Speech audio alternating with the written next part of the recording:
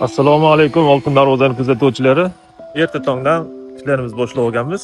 Xudo xolasa bugun qiladigan ishlarimizni hozir bir qator ko'rsatib o'taman. Qo'llab-quvvatlab videolarga layklarni bosib, taqdirlarga jo'natib qo'ying.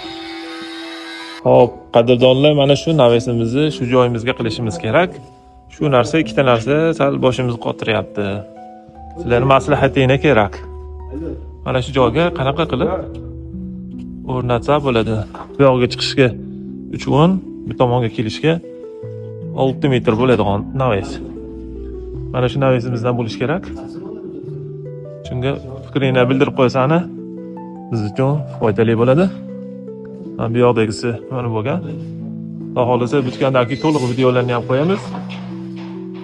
Muhimi bizga maslahatingiz kerak.